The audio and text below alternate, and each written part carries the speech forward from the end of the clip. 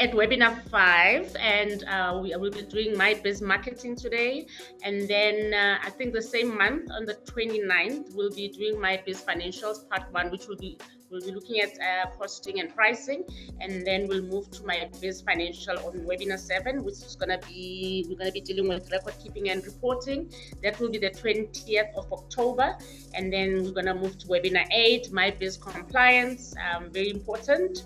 And then that will be on the 10th of November. And then on the same month, on the 17th, where we'll be doing our webinar 9, which is very important, guys. And I need to just remind you that everything we're learning here, make sure you are writing notes and applying, so it's going to be easy for you to understand your value proposition, and and make sure that your pitch is up to scratch. Yeah, so that's where we are at webinar 5 today. Absolutely. I do know coaching sessions are in progress, and so those that have not yet been coached, you will be contacted by your coach for your session. So remember to do that. Please answer your phones and set up the appointments with your coaches. Portia, any other announcements we need to wrap up before we get into today? Yeah. So the other thing is we will send you. I'll send you through some pitching tips, so that you can start preparing for your pitches. So you have to start practicing now, guys, and then incorporate exactly like I said, all that you've learned, and please apply your learnings to your business. Yeah. So in today's webinar, we'll be discussing the following. It's what is marketing, what is marketing about, the importance of marketing, the 4 P's of marketing. And I know Brendan said yesterday there's an extra 3, but we'll talk about that. And then the business value proposition, the IDA concept, and what it stands for. Yes, Darren. All right, so without further delay, let's get into today's webinar. So as Portia said, we're going to be talking about marketing. And so obviously the best place to start is by defining what is marketing. And so the definition is up on the screen, but marketing is the process of exploring, creating, and delivering value to meet the needs of a target market in terms of goods and services, potentially including selection of a target audience. All right, so that is the definition of what marketing is. Yeah, and Darren, this should be done from when you start your business, from that idea validation stage, where you are still thinking about the problem you are solving, or who will be buying your product or services, and how your product will reach your customers. So you need to start this process while you're doing your research. You don't just start, okay, I'm going to start marketing after 5 months after I start my business. Then there's no business, So you need to do your market research before you actually start, while you're still thinking about the idea. Yeah, I love that. I love how you say it needs to start at idea phase already, which is great. So let's talk a little bit about what marketing is about. And I think this ties in really nicely with what Portia just said, but it really is a process, or it's about researching opportunities. All right. So while you're doing or thinking about your marketing, you need to research what opportunities are available, identifying your target market. Very important that you know who it is that you want to sell to, or you know who it is that you want to serve. Then it's about developing a unique proposition. Okay, and we spoke about this a little bit last week when we touched on, or last time when we spoke about the business model canvas. And then it's about choosing your channels. We spoke about channels, remember that? And so again, that is how you're going to get your content or your product or your service to your customers. And all of these are important steps in marketing your business. Now, you should be spending between 3 to 5% of your actual expected annual turnover on marketing. All right, guys, you have to, as a business, you can't not have money available for marketing. All right, so you need to budget for marketing, because if you don't market, nobody's going to know about your business. And so if your business is new, just remember you might probably need to allocate even more funds initially, because you're still building up your business profile. But once you're established, once you've been going for a while, we would recommend estimate about 3 to 5% of your annual turnover for you to allocate towards marketing. Yeah. And marketing encompasses a wide array of business decisions that are essential to the success of nearly all organizations, including your small businesses. And so most franchises or shops in malls pay about 4 to 5% of their turnover money to cover their marketing costs. So when you have a shop in the mall, Darren, this is charged to you. So they look at your turnover and they take 4% of their turnover to cover for marketing, because when you're at the mall, it's nice. You don't have to do flyers, whatever. The mall is marketing by itself, so you still have to pay those costs. Yeah, and franchises. So in all the franchise fees and whatever, the marketing costs are involved. So you see those billboards, it's KFC, it's not the person who owns the franchise who's actually marketing. It's the KFC as a company itself. So they get that money from the franchise fees. So marketing is really, really important. And I know companies have big marketing budgets. So please, let's also do that. I mean, if you're making 2,000 rand, 100 rand, that 100 rand, you can print some flyers or do some, other people make some business cards. Nowadays, Facebook, you can boost some posts. It's not expensive. Yeah, so marketing is really important, Darren, and it represents the outside face of your organization, and is important to make a good impression in the marketplace. And as it makes your target market group feel positive about your business, which is your own brand. So we need to really market our businesses. And then let's look at the business value proposition.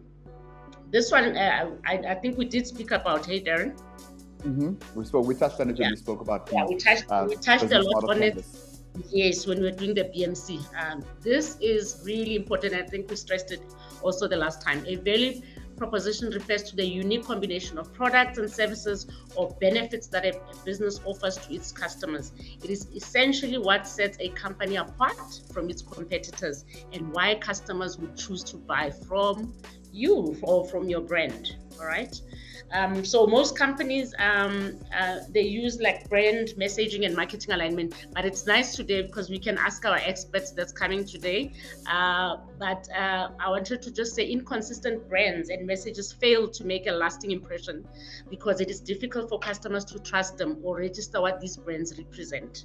All right. So when a brand is both consistent and relevant to its customers, it builds recognition, credibility, trust, and ultimately loyalty. And we know that Darren, loyalty translates to sales. Money. Yeah, absolutely. So, yes, yeah. So if people are loyal, or you are loyal to your customers, that translates to sales, because now we can trust your brand. So consistency is also important when it comes to differentiating a product. All right. I know there's a product, I won't mention the product. There's a product I like because it's my favorite thing. I like Acha. But now there's a certain brand, it's a new brand. I've been buying it. And now all of a sudden, it's not the same. I don't know. I even wrote an email to them. I was like, why are we not consistent? Because now it's normal. It doesn't taste the same anyway. Even the color looks different. Do you understand? So I'm unhappy now. So, since they're not loyal to me, I'm not going to buy that brand again. So it's things like that. So you need to be consistent with what you offer in your customers. So brand simply decisions for customers. They simplify decisions for customers. So when a brand is consistently communicating how and why it's distinct from its competitors, it reminds customers why they prefer this brand over the others, and why they may be willing to pay more for it. I would pay more if I would get something that tastes better than what I was just explaining right now. I would pay for it. Yeah. So we know we are also customers. As we're running our own businesses, we know we are also customers, and what we expect from the brands that we are purchasing or we are using. Yeah. I love how you say that you would even pay more for something that is better quality. And I think that really talks so much about value proposition, and how if you understand who your audience is and who your customer is, you build that loyalty so that they will literally pay whatever it is because they are loyal. So let me ask you this question quickly, Portia. So this brand that you were so loyal to, this Acha brand, how did you discover them? How did you come about? How did you become this loyal customer? What attracted you to them? Can I tell you what? I think the packaging for me was the attraction, because I didn't know what was inside. But I was like, oh, this is the way. Also, the way their brand was written, I was like, oh, this is a black brand. Let me support. because it was not written in English. So I was Yeah. like, okay, let me take this because this is different. It's a black brand. Let me support, the black brand. So that's how. Nice. So they differentiated themselves. Their packaging and the name for me stood out. And then I started buying it. And then when I opened it, it tasted very good. But it's been 2 months, 3 months now. There is no consistency. It's always different when I open it inside.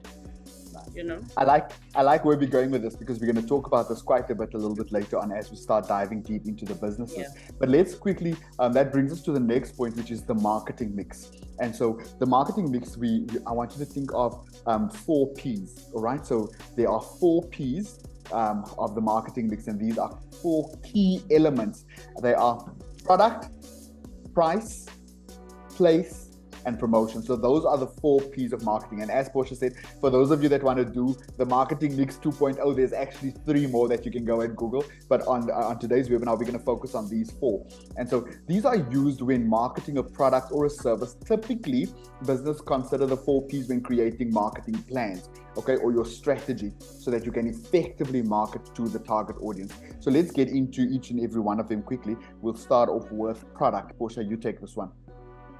Yeah, so the product is the good or service being marketed to the target audience. So you obviously have to have something you're selling. It's either a product or service.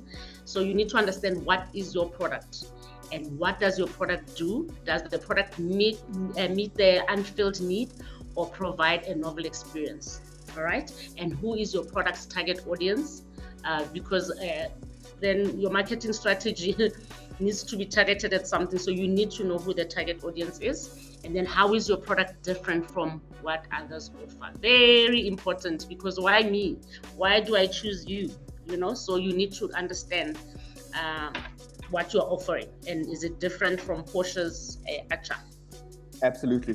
I want you guys, as we're going through the 4 P's, please, even if you take down notes about your business, because we're going to open it up for discussion shortly, and we'd actually like to ask some of you to tell us exactly your product, all of these 4 P's. We want to take you through it. So now that we've covered product, let's go to the next one, which is place. So place is very important. Place is where you sell your product and the distribution channels that you are going to use to get it to your customer. All right, so now you've defined what your product is. The next thing is, where am I going to sell this product? And so finding the right place to market and sell your product is key, and it's a key factor in reaching your target audience. If you put your product in a place that your target audience is not, or they don't come and visit, whether on or offline, then you're not going to meet your sales target.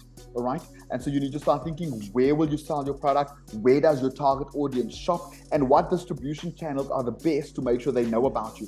And so this reminds me about, for instance, if you think about if you are selling quotas, okay, quota is a very, it's a township type of product. So you might want to you could almost assume that you would do really well in a township economy. For instance, we had somebody on the program last year who had a burger. I can't remember the name of the burger, Portia. What was it called? The big saucy burger or something like that. It looked amazing. But he was so wise in when he made his decision about where to position it, because he realized that in the kasi and in the local place where he lived, there was a market for it. And so he chose to simply stay there. And as a result, his business was very profitable. Had he taken that same product to another community or to another place, he might have been competing with the bigger brands, and as a result, his sales targets could suffer. And so it's very important that you consider, where is your target audience, how are you going to reach them, and is your product suited for the environment that you are wanting to sell it in. So then the next one is price. So price obviously talks about the cost of the product or service that you're selling. And when you're marketing a product or service, it's so important that you pick a price that is simultaneously accessible to your target market, but also meet your business goals. So the purpose of your business is to make profit, all right? And so you have to price your product in such a way that your customer can afford it, but also so that you can make a profit, okay? And so pricing can have a significant impact on the overall success of your business. That's where you can either make or break it. If you're selling your product for too low, you might not be profitable, okay? And if you're selling it for too high, you might have nobody purchasing.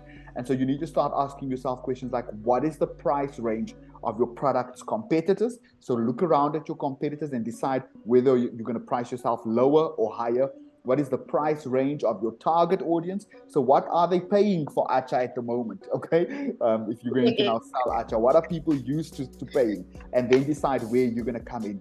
What price is too high? What price is too low? Okay. And what price best fits your target market? Very important that you consider those questions when determining the pricing for your product or your service. Yes. Let's look at promotion. And so promotion is how you advertise your product or services. Through promotion, you will get the word out about your product with an effective marketing campaign that connects with your target audience. So if you are selling something to young people, you'd want to be funky and be current and be relevant and sound young.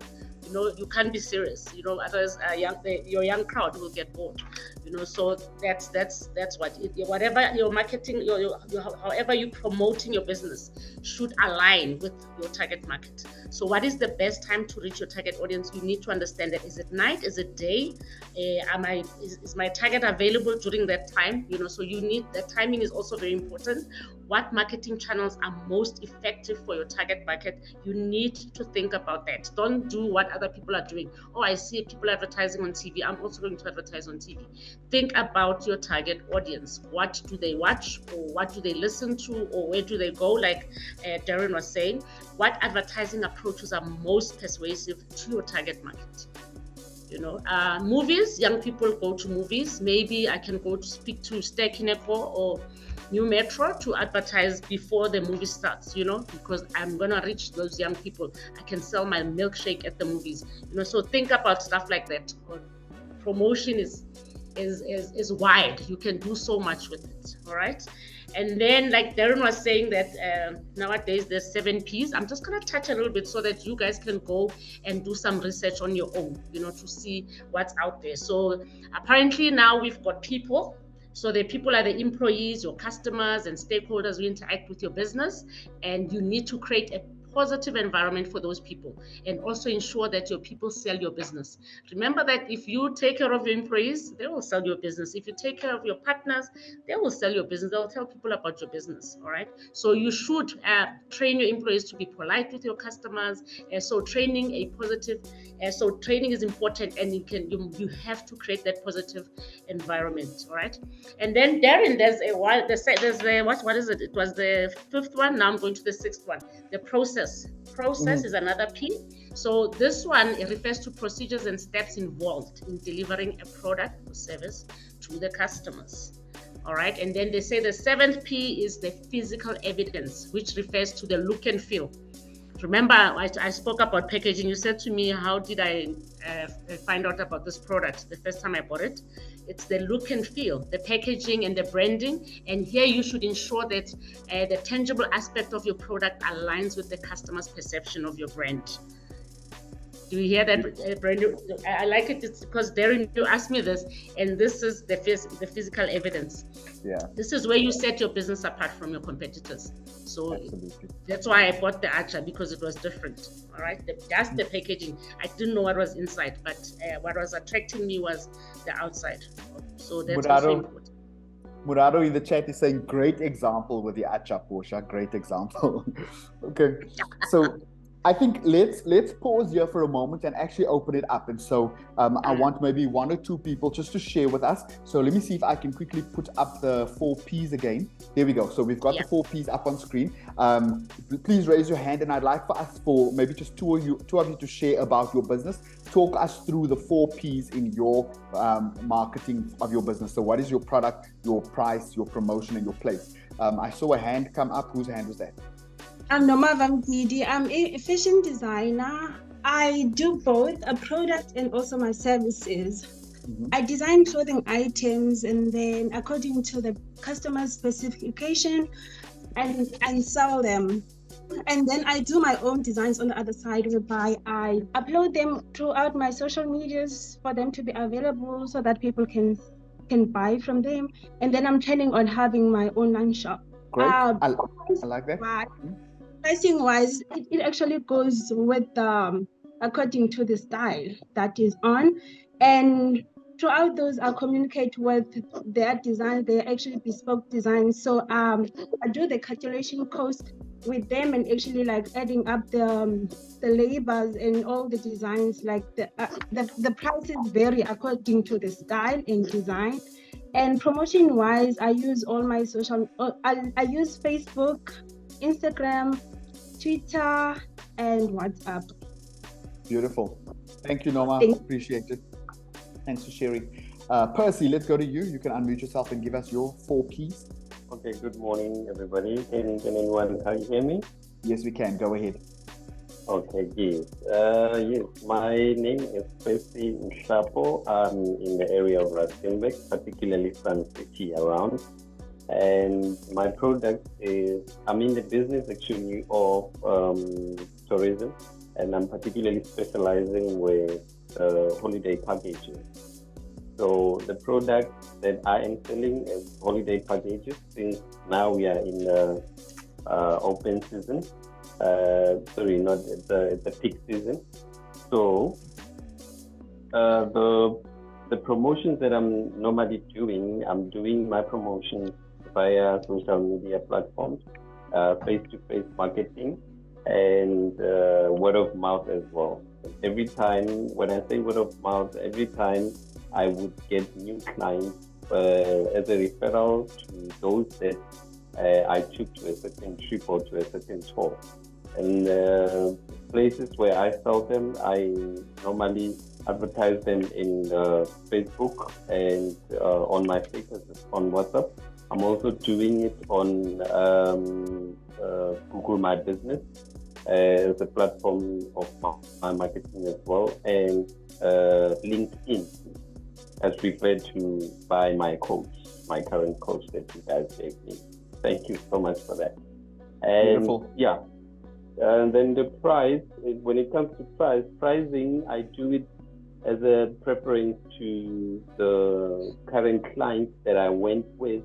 I actually have, after I take a certain trip, I actually have a survey that they run through, and I actually ask them about the price. Was the price affordable, and things like those. Was it money, value to their money, and did it add any excitement inside of them? And then how would I adjust my price, or should there be any new clients that will come into my company wanting me to give them the product, that I can adjust day in terms of pricing? And that's all. Great one. Percy, before you go, so I want to just double check in terms of place. So where are your customers from, and where are you serving your customers? I know you're based in Rustenburg, but where are your customers? I get my customers almost everywhere in all the 9 provinces.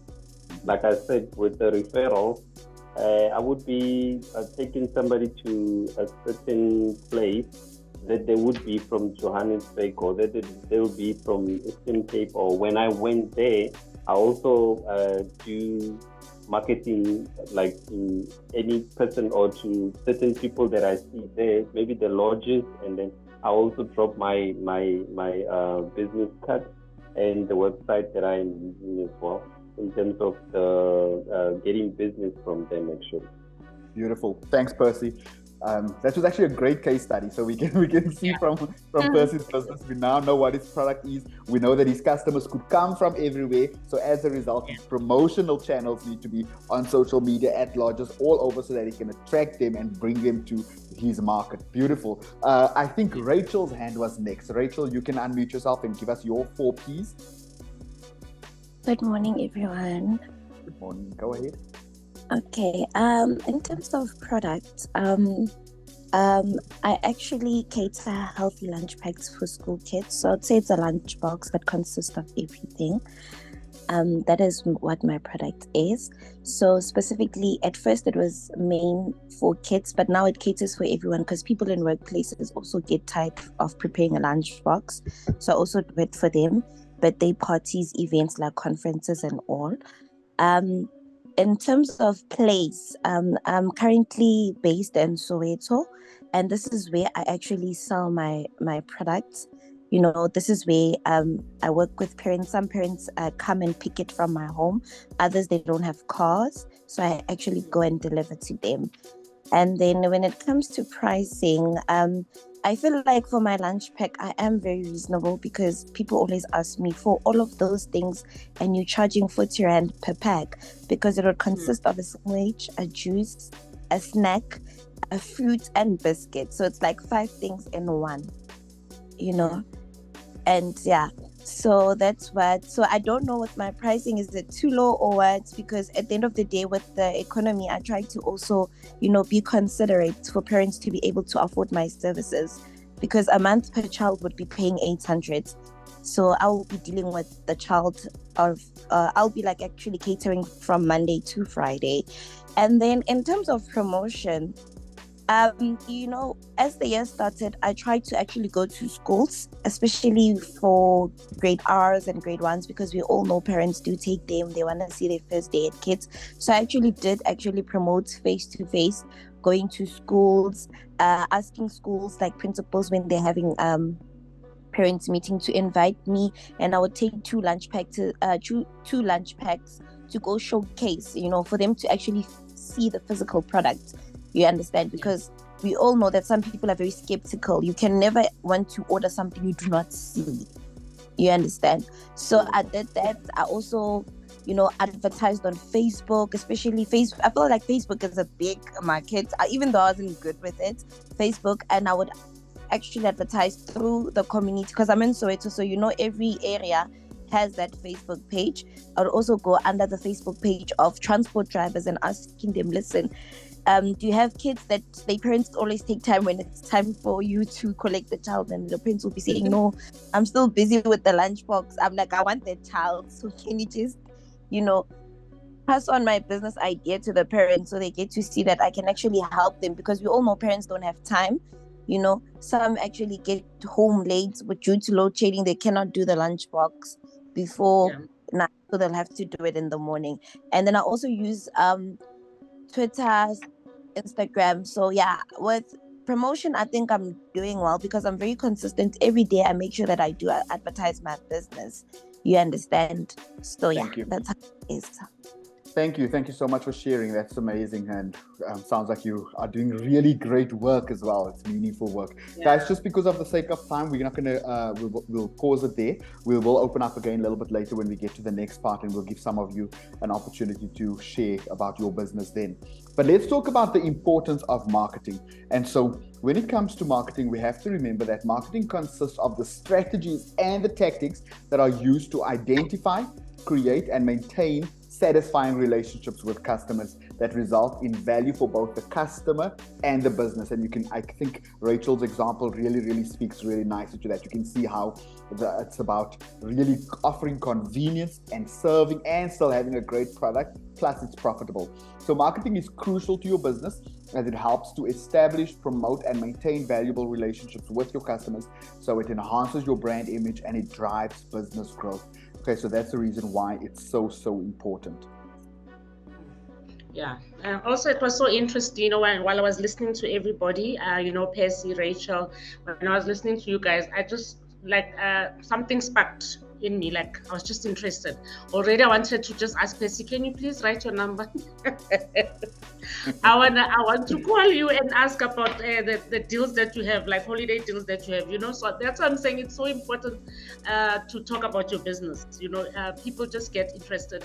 So if you're not saying anything, so when you're an entrepreneur, wherever you go, please, guys, talk about your business. Don't be shy, because I'm already interested, and I'm also interested to see how Rachel really markets this lunchbox idea. I love it, but I would really be interested in how you market your business on social media, because I feel like a lot of parents do need your services. And then it's so interesting, Darren, what you just read now, the importance of marketing. And there's also a term that I came across that's called relationship marketing. And the benefits of relationship marketing is that these strategies and tactics that you were talking about, they enhance your customer experience. All right, you can have a two-way communication for customer feedback. Rachel and Percy also, you need to find out, so I went on holiday, I came back, you need to communicate with me again. Say, oh, how was your experience? You know, how was your holiday, or how was the lunchbox? So you must also create that thing, because you want that person to come back to you and also understand if they're satisfied or not. So you can generate referrals to actual deals, and you will understand your customer needs. So the more you speak to me as your customer, the more you understand me. You know, so keep that relationship with your customers. So, and that's still part of marketing. Yeah, you're marketing yourself by talking to me as a customer. Yeah, and I can refer you. You know. Yeah. Portia, I know you gave us an example earlier on of Acha, but let's break it down. I know you've got another great example to talk us through using the 4 Ps. Yeah. So now I'm gonna use the Starbucks coffee shop marketing mix. So you see, I mean, Starbucks is big, guys. They still use the 4 Ps too, you know. So we must start using our 4 Ps. So let's look at the product. Starbucks is obviously coffee. We know Starbucks for coffee. So more than 30 blends and single origin premium coffees. So this is how you need to build your marketing mix. You see how they did it? They say product, and then you write coffee, more than 30 blends and single origin premium coffees. Right? Straight and specific. Handcrafted beverages. They have 3 brewed coffee, hot and iced espresso beverages. They have frappuccino, coffee and non-coffee blended beverages, Starbucks refreshers, beverages, smoothies, and teas. So you see, if you are reading as a person, you know what they offer. All right. Merchandise, they've got coffee and tea brewing equipment. All right, so you can still buy that. And I didn't even know this, Darren. Yeah, but now, because it's all written under product, now we know what products they offer. They have mugs, they've got accessories, packaged goods, books, and gifts. And then they also have fresh food. Okay, I know last time I did have a nice sandwich from there. They've got baked pastries, sandwiches, salad, and grain bowls, and they've got oatmeal, yogurt, parfaits, and fruit cups. Can you see? So some of the things you didn't even know that they offer, and now because they're explaining all the products, you understand. And then they say price increase in prices due to the increase in price of coffee beans. So I think that happens if your raw material goes up. Obviously, whatever you're selling is going to go up. Maintain or lower price of the most popular beverages, because they're making more money with those products. They're gonna obviously they're gonna be cheaper. You know, raise prices of labor-intensive and larger sized beverages. The price of tea is based on the number of tea bags. Okay. And then they say promotion. Let's look at how they promote Starbucks. Obviously, website, my Starbucks idea for customer feedback. So you can actually, that's why you will see reviews there, if people are happy or not. Starbucks reward program to earn free drinks. That's clever. The Starbucks cards, a store value card that can be used and reloaded. A Starbucks app for the quickest, easiest way to pay for your coffee. No wallet needed. Social media channels like Facebook, Twitter, Google, Pinterest, and Instagram. The first time I had Starbucks, it was not in South Africa. Yeah. Yet I was so excited. I think I was in Istanbul and I went to Starbucks. You know, I bought the biggest coffee and the biggest, I think it was a chocolate chip. Yeah, and I was like, I said, I want pictures. They had to take pictures of me holding that cup. I still have that picture.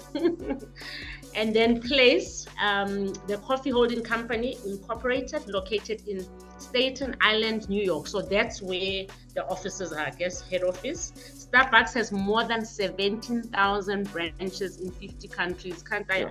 I wish. So you have to also say where your business is, all right? Information on products, business partnerships, and career opportunities is available on their website. So guys, maybe it would be nice, let's check their website, you know, and see, so that we understand this brand and also how we can also mimic what they're doing. All right. Yeah, that's the 4 Ps. Nice one. Thanks, Portia. I think something very keen that Portia touched on there was, again, and I think we can even tie it into the Acha example she used early on, as how she eventually got to be a loyal customer. And so that brings us to the next part, which is the AIDA model. All right. And so I want you to think about how many of you have ever shopped online, or how many of you have ever decided to follow someone online? You probably didn't realize it, but that brand or that company has used the AIDA model to turn you into a customer. Okay, and so the AIDA model, really tracing the customer journey through awareness, interest, desire, and action. And so marketers find the AIDA model useful since we apply this model daily, whether consciously or subconsciously, when we're planning our marketing communications. So AIDA could be referred to as a communications model rather than a decision-making model. This is how they communicate to you, okay? Because it's identifying to the customer, to companies, how and when to communicate during each stage, as consumers will be using different platforms, engaging at different touch points, and requiring different information throughout the stages from various sources. Okay, and so we're going to talk about the AIDA model a little bit more. Yeah, so the AIDA model is just like a proven framework that converts strangers to customers. All right, so people who don't know anything about you or your product, and then they see it, and then they change into a customer. So that's why people are using the AIDA model. So during these 4 stages, Darren, you see the color things, that pyramid? Yeah, so is it an upside down pyramid? Yeah. So during these 4 stages, your content will ideally attract attention to your brand, generate interest in your product or service, stimulate desire for it, and spur action to try it or buy it. Because why are we advertising? It's because we want some action to happen, and the action is actually your customers buying the product. We want the money. We want people to buy this thing. So the top yellow part is, wow, what is this? What is it? You know, that's the top part. And then the red part is where the person will say, I like it. I like this. All right. And then the green part would be the desire now. I want it. It's no more I like it. I want this thing. All right. And then the blue part at the bottom is where people become customers and they decide, I'm getting this thing. All right. And that happens very quickly. Have you noticed when you go shopping? Absolutely. Especially with women. Yeah, you guys. Well, us, yeah. So you are outside the shop and you're looking through that display. You know that display? Yeah. That doll looking nice with that nice jacket and a skirt. You know, there's everything. You're looking at this thing. That's when AIDA happens. It happens in like 2 minutes and you're looking at this thing. AIDA, quickly, and then you go inside the shop. I'm getting it, you know. So that's what AIDA is really. If I have to explain it, you know, physically, it's when you standing there and you're making a decision. Wow, what is this? It looks nice. I like it. I want it. Do I have the money for it? I'm getting it. All right. Sometimes we use accounts. We don't even have the money for it, but you need to do this with your customers. You know, create that attention. You know, how is, you know, you're going to attract your customers. All right. Then let's look at attention now. So this is the initial stage where the goal is to capture your consumers' attention or make them aware of the product or service. So this could be achieved through various promotional tactics such as advertising and social media, like the other guys who just spoke now. They told us how they attract the customers. All right. And then Darren, you can tell us about interest.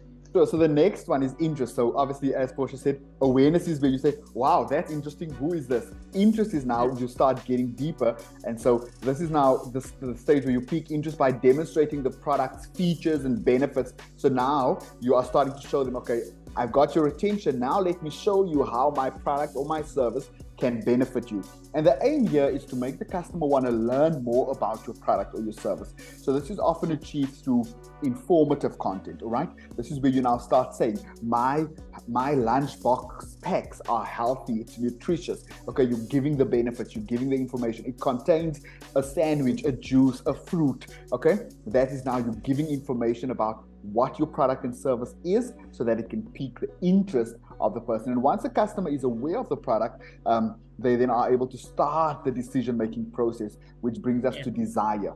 And so at the desire stage, this is where the consumer now starts developing a want or a desire for the product. They say, oh, okay, this looks really interesting. And so the objective here is to make the consumer envision how this product or service is going to benefit them personally. Yeah. Okay, consumers are always asking themselves the question, what's in it for me? Okay, and so if you can answer that question, that's how you help them make a decision.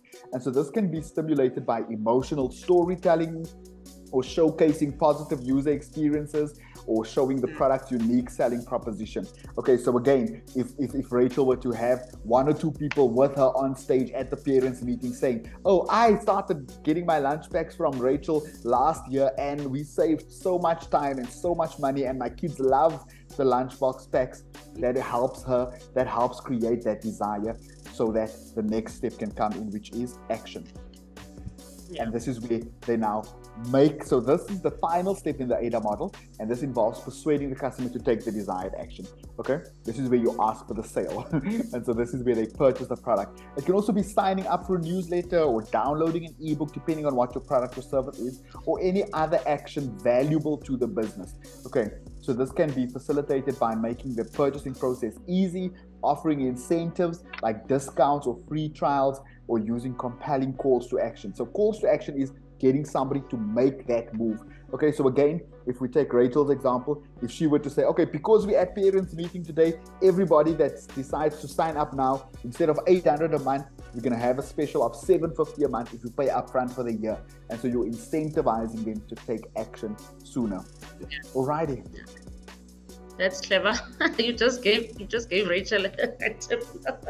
Yeah. Our marketing brains are working. Yeah. So Darren, maybe we should ask businesses here to answer these questions, these marketing questions. So who's the target market and how do you identify them? Describe the unique features that make your product or service different from others. What type of personality does your business have? And how will this personality help differentiate it from other businesses? Obviously, we can say branding, but there's more. Do they have a logo or slogan? Describe your logo or slogan, and how does the packaging reflect your brand, and how does it fit into the marketing efforts? So if maybe we can just have few people just answer these questions. Okay, so let's do it this way, guys. If we give you the opportunity, I want you to actually answer question 1, question 2, question 3, question 4, question 5. So take us through the questions on the screen pertaining to your business. Anyone else wanna share with Darius? I'm gonna call Darius. Can you maybe tell us? Can you answer these questions first? Good morning. My name is Darius, as she said. I operate under the brand Mr. D Media. So our target market are business that had no identity, meaning logos and branding. So the unique features that make the product service different than others is that we start branding those companies, giving them logo and corporate identity. What are the personality does the business have? How will this personality have different from others? Okay, our personalities is helping business. We helping you to be the brand that you want to be. Number 4, do they have a logo or a slogan? Describe their logo and slogan. Hey, let me show that I understand here. Are they referring to you? Me? They're talking to you. Your business. Okay. Your business. Yes. We have a logo and slogan. Yo. No, not yet. Darius, you are helping businesses, giving them identity. So it means now first you must understand what your personality is as a business. So if now I go to you, I choose you. No, if I don't choose Darren and I choose you, I need to see the difference between you and Darren. So you need to differentiate yourself from other people who are doing what you're doing.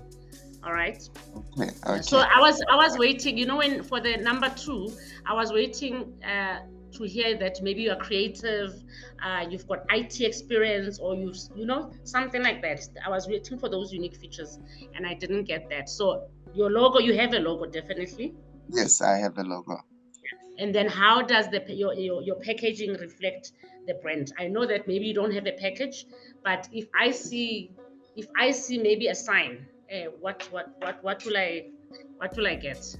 Or how will I feel? Obviously, how we brand our social media, you will see that this one specializes in designing. So you will have those features. You will easily identify that this guy is specializing in this. Thanks, Mr. D. Let's go to Sandile next, and then we'll come to Pearl. Okay, hi guys, how are you? We're good. Go ahead, please. I'm good. Yes, well, my company is Black Hat Entertainment. We specialize in stand-up comedy across the country. So our target market is basically anyone from 18 to 55, because the events we do, sometimes we go to varsity and put up comedy shows there, and sometimes we go to clubs and bars and theaters. So everything is different like that. Describe the unique features that make our product or service different than others. Was that my event company can actually do a variety of comedy. We have Christian comedy, we have raw comedy, so we're not just focusing on one daily jokes. We also have clean jokes as well. So depending on what a client needs from us, it's what we cater. What type of personality does the business have, and how this personality will help differentiate from others? Well, of course, myself, I'm a comedian myself, so I'm actually in the industry with the entertainers and everyone else. So I basically do what the other companies didn't do when I was coming up in the comedy scene. So I'm basically fixing the industry's errors. So that's why people gravitate towards Black Hat Entertainment. Do we have a logo? Yes, our logo and slogan is Black Hat Entertainment, protect the heart, because we believe laughter is actually good for the heart. Nice. How does the packaging reflect the brand? Well, every event is different. So mostly which themes that I like to go with is basically per client's request. So if we're gonna do a very clean thing, we're gonna do a very nice, white, heavenly thing. If we're doing raw, we go a little bit darker. So every event is different. So our packaging is different per event. Nice, yes. Thank you, Sandile. So before we go to Pearl, let me tell you guys a quick joke. So how do you laugh for Christian comedy? You laugh, ha ha, hallelujah. Okay. Let's go to Pearl. Pearl, you go next. Greetings, everyone. Hi, Pearl. The first question is who the target market and how do you identify them? My target market, my brand is Pearl Classic Wines. I do wine. So my target market is people that prefer drinking wine than any other beverages. My unique features for my product or service, how is it different from others out because of its quality. We use all the ingredients that are natural. So we are not using artificial flavors or colors. And also it's a local brand, which is rare to find. The third question, what type of personality does the business have, and how will this personality help differentiate it from others? My branding, as compared to other brandings, my logo is not made out of paper, my logo sticker. So when you put it in the fridge, it's not gonna come off. And the design of it has a letter P with a crown, which represent a woman's brand. And yeah, it's locally made. And I think the third question and the fourth question goes hand in hand. My logo and how unique it is. And you've actually touched on the first one as well, on the packaging. Thank you. Thanks, Pearl. Well done there. Guys, that was really great. So on that note, let's have a wine break. I'm joking. Let's do a quick quiz. So team, if you can put up the poll. So the poll is up on the screen, guys. We have 7 questions. And so let's keep it up. And if you could please make sure that you've answered all questions. Remember, once you've completed and you've scrolled all the way down, click submit and then type in the chat done so that we know you've completed the survey, please. It's actually so great that we get to hear just about some of your businesses and what you guys are doing. Sometimes you don't realize just how different businesses are. And so that's the beauty of programs like these, that we can really get to hear from so many different fields and industries. Guys, I know we didn't give everybody an opportunity to chat about their businesses, but if you would like, you're more than welcome to just, even if you type in the chat, just type what it is that your business does, or type in your 4 Ps. We all are reading the chat as we go as well. I see Albra typed a little bit about her business there. Target market is babies from 3 months to 5 years with sensitive skin, males and females from 16 all the way to 65. They manufacture healing soaps. and balms, beauty products, organic, natural, handmade products. All right, so really good there. Palesa, product is water. Place is in a village where we have a shortage of water. Great. In terms of promoting, I use word of mouth, radio, Facebook. Price, it's R1 per liter for a refill. Differs packaging. Nice. Very nice. Okay, looks like I'm going to keep it open for about another minute. Just a number of you still need to complete the quiz. And then we have our special guest coming up next. So please don't leave just yet. You are in for an absolute treat today with the guest that we have brought onto the webinar. Alrighty, quiz is taken down. Thank you very much. Okay, so without further delay, let's move into the next segment of our webinar. And it's now my privilege to introduce a special guest. I absolutely love it when we bring her on because she is so experienced. Our guest today is Risuna Maimele. She's got over 20 years experience in the field of marketing, communications, and media strategy, or media and strategy. She's currently a consultant in the marketing communications field, focusing on brand PR, internal communications, reputation management, and crisis management. She's also skilled in communication strategy, content marketing, and events. And her current portfolio of clients include finance, property, travel, lifestyle, fashion, and influencer management. So you can see she's really got a broad experience. So prior to being a consultant, Risuna served as a global communications GM for a PR and communications at South African Tourism, where her main role was to develop communication and PR strategies to promote South Africa as a tourist destination globally. So I think, who was it that spoke earlier? You're gonna love hearing from her. She's right up your alley. The guy who was saying he does events in the Northwest. So this role presented an opportunity to work and interact and network with global media and agencies. Risuna worked as a marketing manager for SABC3, where she headed up marketing and communications for the channel. The channel was voted the best TV channel under her marketing leadership.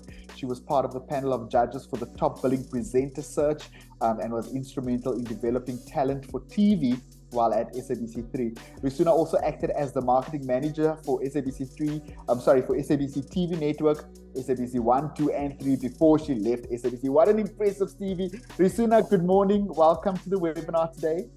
Good morning, everyone. How are you?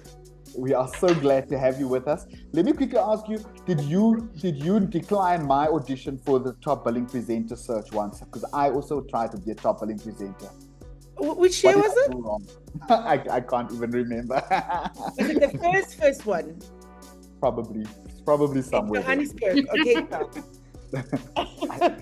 I literally can't even remember. But let's talk marketing. So thank you again. Thank you so much for being with us. Let's start off with asking the question: how can a business convince customers to buy its product or service? Because I think that obviously is what every business owner wants to know. Okay, that's a very important question. And happy Spring Day to everyone. Before I start,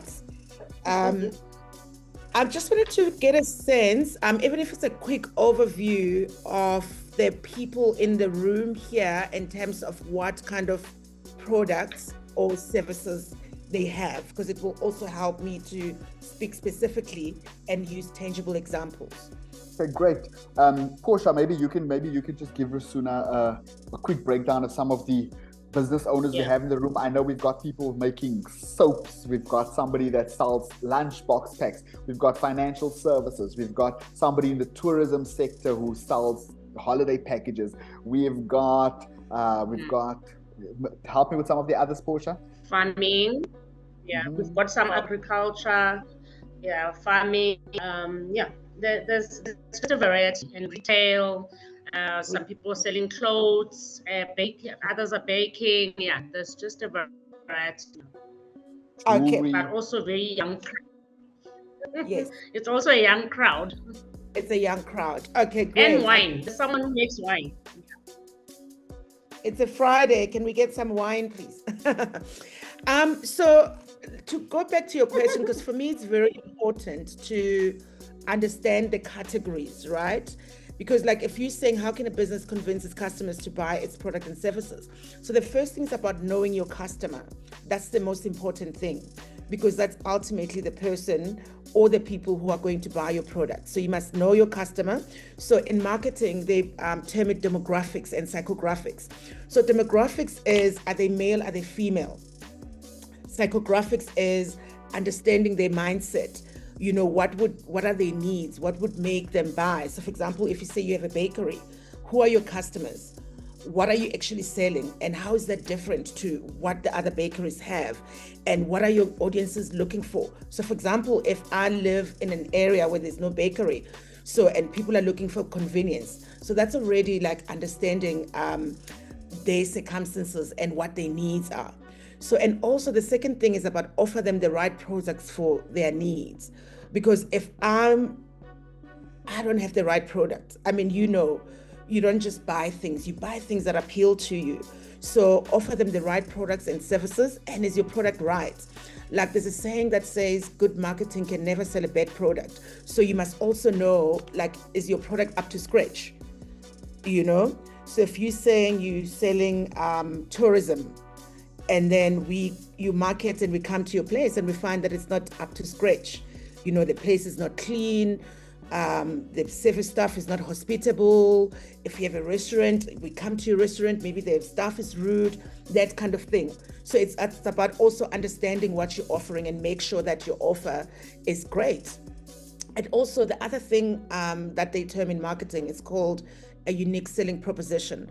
So a unique selling proposition, meaning that what I am selling is unique and cater for a specific need to the people that I'm appealing to.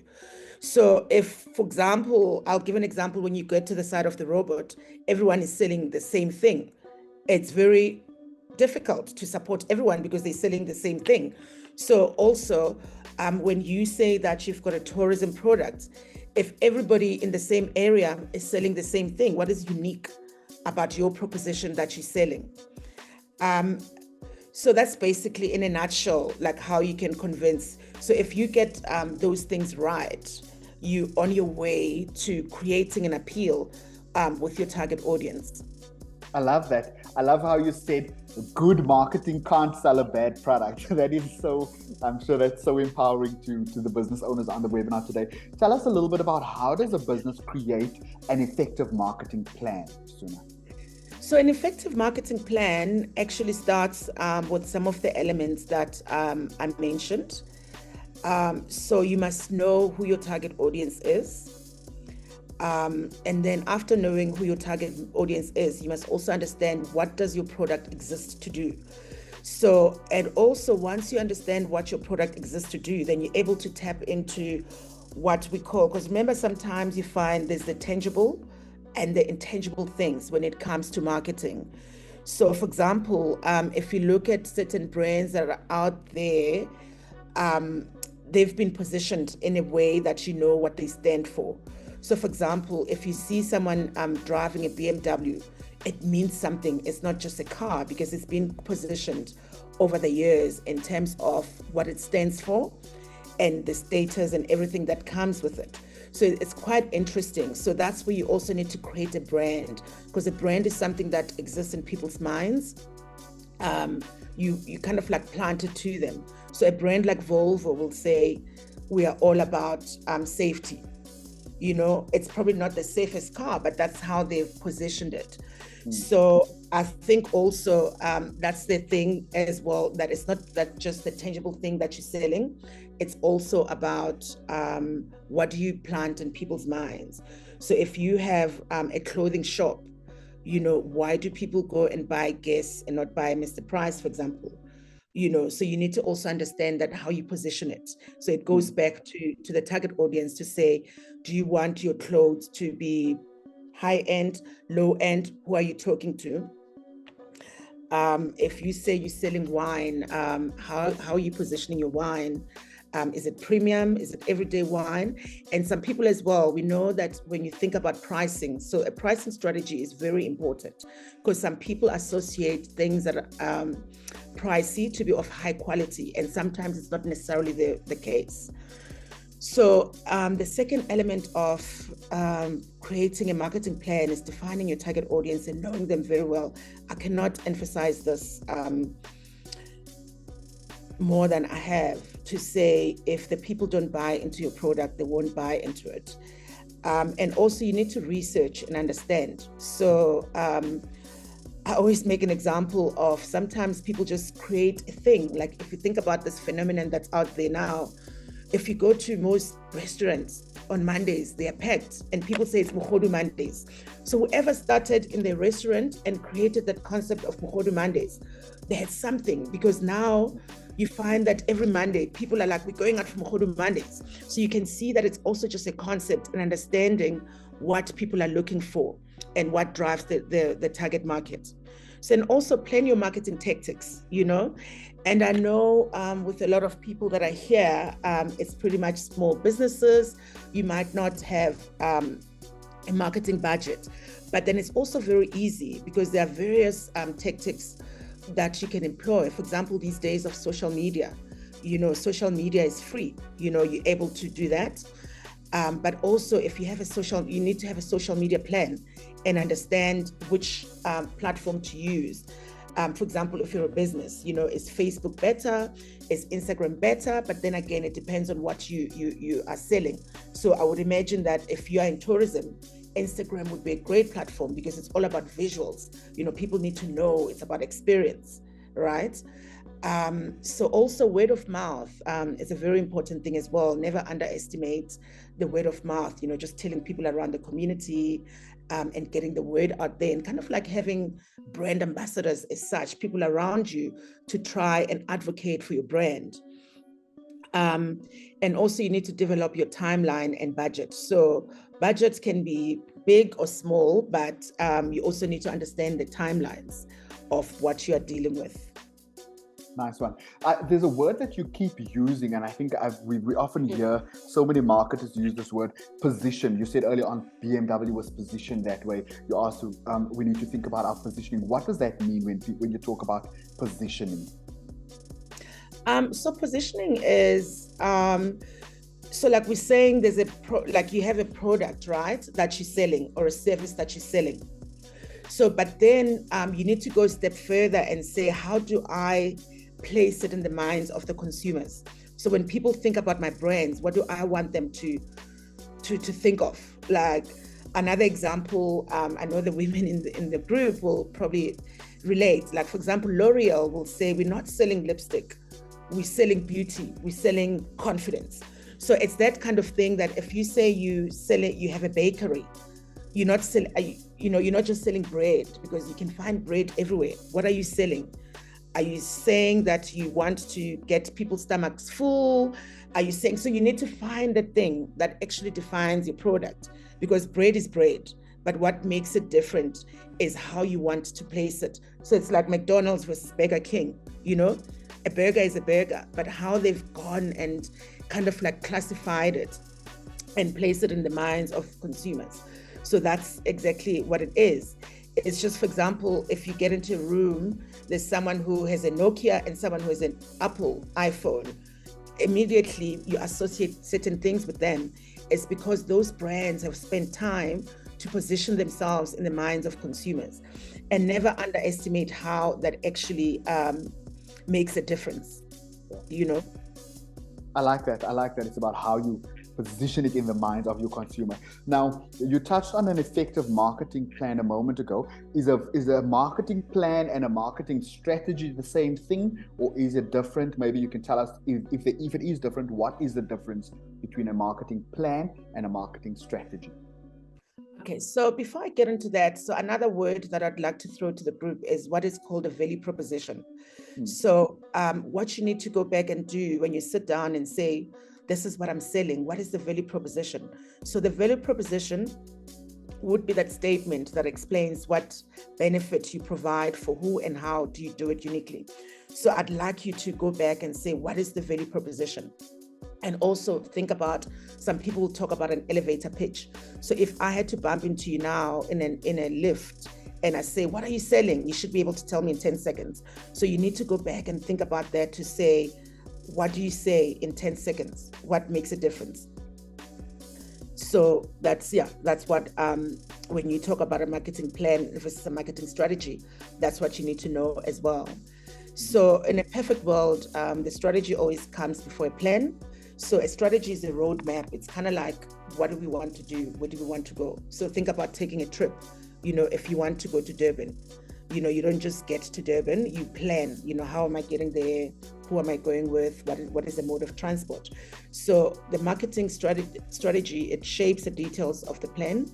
So strategy is the overarching, it's the wisdom that coordinates all the plans in order to effectively reach the goals. So remember, having a plan is essential, but you need to start with a strategy. So a plan is like something that then says, now that I have a strategy, so strategy is like, how am I going to do it? So I'm now have wine, or I'm in agriculture. What does that actually mean when I'm in agriculture? What am I actually farming? I'm feeding people actually. So you need to understand what actually you're doing, right? And then after that, you have a plan to say, in terms of the marketing plan, how am I going to do it? When am I going to do it? So if I'm selling, let's say, cabbages, so with the strategy, am I going big scale, small scale? Am I going to try and sell it to your Spar, your ShopRite, or am I going to sell it to the mamas on the side of the road? So that is a strategy, because it also determines where you go and who you approach and who your target market is. So also with the plan, it's something that actually tracks your milestones and your progress. So you find that the strategy is long-term, the plan is short-term. So you can have a plan without a strategy, but a strategy without a plan is a story unfulfilled. You've got such wisdom and such lovely quotes that you drop. A plan without a strategy is a what? Is a what? Unfulfilled? It's a plan unfulfilled. Plan unfulfilled. Beautiful. It's like having a cell phone with no airtime and no data. You know what I mean? So you can't really do anything with it. So yeah. Beautiful. We're going to open up for some questions from the participants. So if you do have a question, please pop it in the chat, or you can raise your hand and ask the question. But before that, what advice can you give to those on the call today regarding marketing our businesses? Okay, I think with marketing a business, people always think marketing is such a big and intimidating word.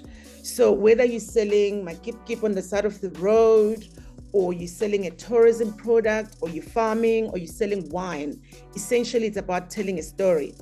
So I can give you an example. I don't know if anyone is aware of a brand called Portia M. So it's a skin product that is actually the bestseller at Clicks. She sells at big retailers. So she started very small. So her story was that after she had her first baby, her mother-in-law recommended marula oil because it comes from Limpopo. So she went and used marula, like the fruit from marula. So she went and used that, and then that worked for her. So she thought that it's a story that needs to be told. So she actually started, sorry about that.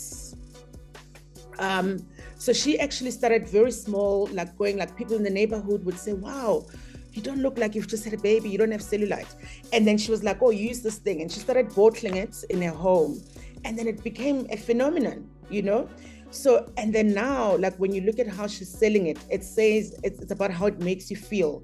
It's how it gives you confidence. So it's quite an interesting story because sometimes when you start small, you never think you'll get that big. So yeah, so that's one of my best examples in terms of marketing. Yeah. Beautiful. Guys, let's open it up. Are there any questions for the marketing expert in the house today? This is where you take advantage of this opportunity and get to pick a brain of somebody that's been in the game for over 20 years. While we're waiting for some questions to come through, here's a comment that says, thank you for such a clear presentation. It's so smooth, very understandable. That comes through from Pearl there, Risuna. I forgot about the chat group. I'm sorry, I haven't been monitoring it. Okay, so should I look at some questions there, or will you fill them to me? I'll fill them to you. We're just waiting to see. Portia, are there any questions that you can see there, or any questions you have that you would like to ask Risuna?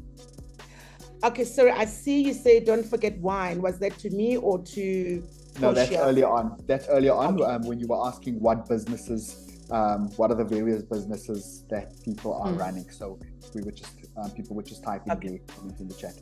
Okay, any questions, guys? Going once, going twice? Come on, guys. Please, can you give me some questions? Yeah. Yeah. Can I speak? Yes, go ahead. Good morning.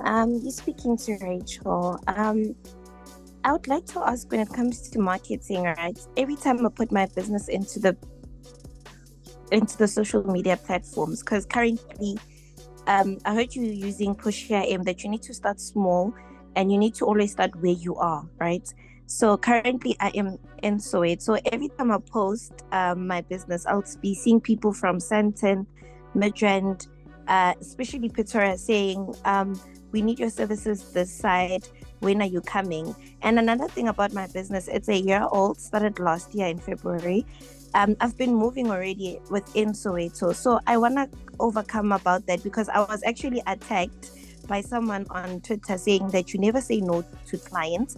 Because the customers asked, I think it was about 5 persons. I'm sorry You did? about that. I'm doing school lunch packs for kids. Okay. All right. Yes. So I always post every day. I'm consistent with that. So many parents on that day posted, 5 of them, and saying, we need you in Pretoria. Are you around? Do you cover? And then I would always ask, where in Pretoria, so I can know that if I was to expand my business, where in Pretoria will I be? So I always say no yet, not yet, but looking forward to actually cover that. Then another person came and attacked me saying, no, you don't have to say no to customers. And I didn't say no, I just said no yet, but I just want to know, how do you as a business entrepreneur come about that? Because I think I'm still trying to, get one step ahead from where I am.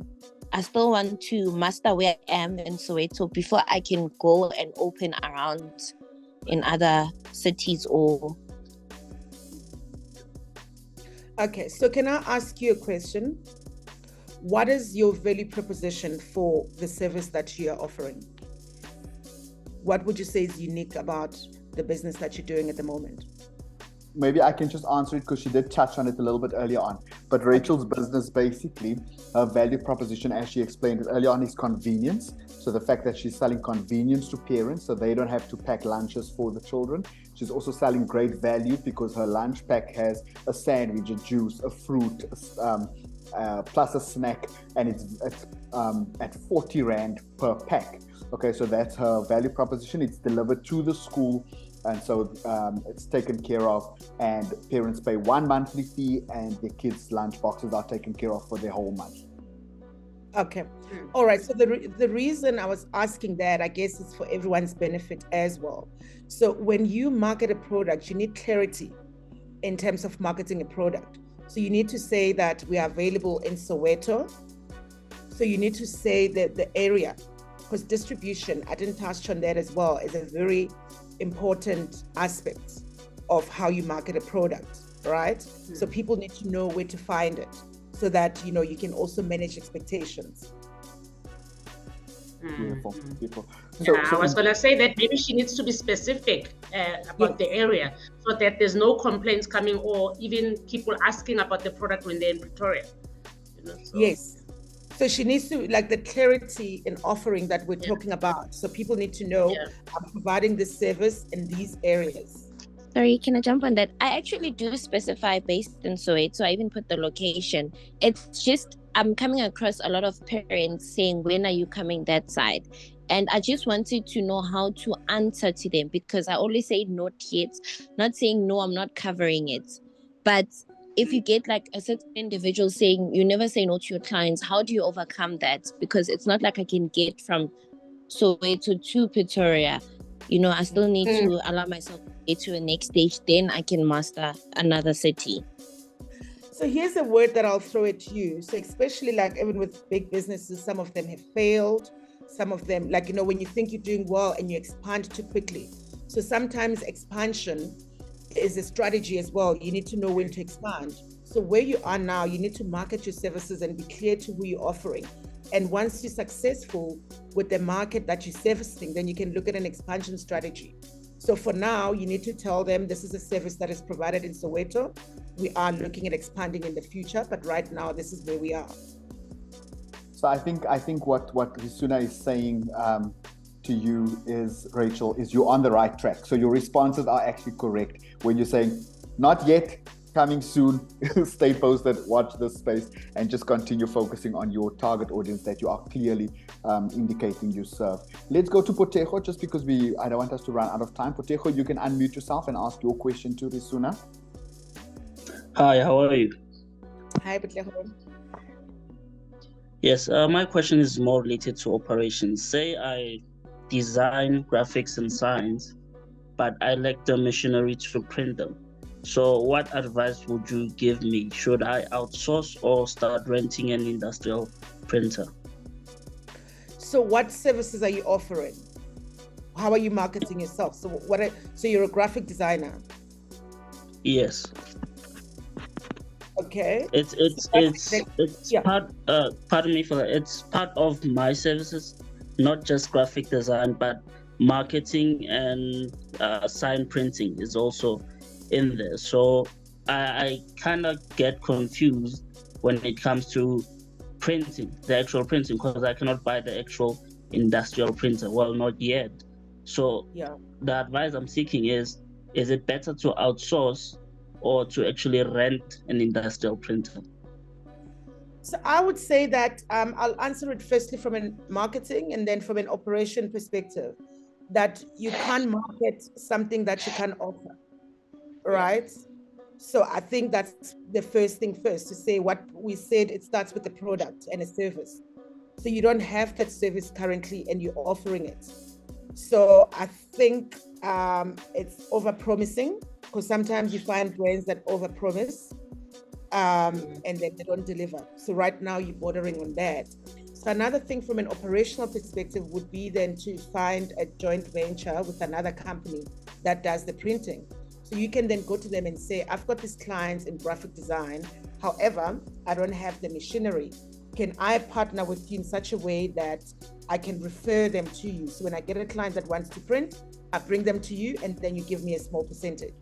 But then never market something that you can't deliver on. Like never say, oh, it removes blemishes, and the next thing people use the product and it doesn't. So that's basically where you are at now. You know what I mean? So yes. Don't market something you don't have, but if you think you can do a collaboration, that's a way to go. Oh, thank you. I think I will go on the stream of collaboration. Yes, but don't Thank market you. that you print as yet, because you don't print. Okay. It's like saying I've got a dry cleaner, and then people come to me, I don't even have the machines, I don't even have the irons, I don't even have anything. Then I'm misrepresenting what I'm offering. That is true. Yes. Thanks, Good luck for your question. finding the collaboration. Yeah. Thank Anyone you for else? that. Anyone else with a question before we let Risuna go? Looks like we'll leave it there, Risuna. Thank you so much for just your wealth of wisdom. I think we've learned so much from you in the few minutes that we've had you on today's webinar. Thank you so much. Always such a pleasure. I hope I've been helpful. And if there are any questions, Portia, you can take them, and then I'm happy to offline them and answer them later. Yeah, but remember, know your customer. Okay. Know your All right. product, Thank you so much. know what's the difference. Yeah. Okay. Thank you. That's Risuna. Thank Alrighty. you. Portia, recap on some homework and the way forward. Yeah, so we know homework is coming. I think if you already has the homework, I think we know we need to send our homework to Iviwe at drivenentrepreneurs.co.za. And our homework will be due on the 8th of September, and next webinar will be on the 29th of September. I did say it was myBIZ Financial part 1. We'll be discussing costing and pricing, and you do not want to miss this one. I always say most businesses don't grow or survive because they do not understand what goes into their pricing. So guys, please, this is important. You need to attend this one. We'll also have an expert, our financial expert that we always use on L+EARN. So please make sure you attend. Yes, Darren. That's it. And so our next webinar is on the 29th. As Portia said, we're looking forward to that. But I think for today, that is a wrap. Not yet, until we do our group picture. So I'm going to take this down and let's get everybody to turn those cameras on. Give us your smiles. Show us your spring day outfits. And and let's take our group picture. Yeah, no, you guys are looking so good. You can see it's a new season. Lindisipo and Amogelang got the same outfit on today. Hey. Even the Sapo also. Somewhere there's a sale. Somewhere there's a sale. The guys are spending their money at the same shop this month. Guys, once more, while we're getting everyone's cameras on, thank you so much for being with us. It's been an absolutely amazing experience as always. I think there was a wealth of wisdom shared on today's webinar as far as marketing your business is concerned. And so really now it's up to all of us to apply what we've learned in today's session. And so without further delay, team, can we take the pictures? I think we've got all the cameras on. Let's get some waves. Let's get some smiles. Let's get everybody going. So that's it, guys. Thank you so much for attending. Thank you for being on time. Thank you for your participation. As always, it's been really great hosting you. And we will see you in a couple of weeks for webinar number 6. Have a great Friday. Have a great spring day. Have a great weekend. And thank you for being here. Bye-bye.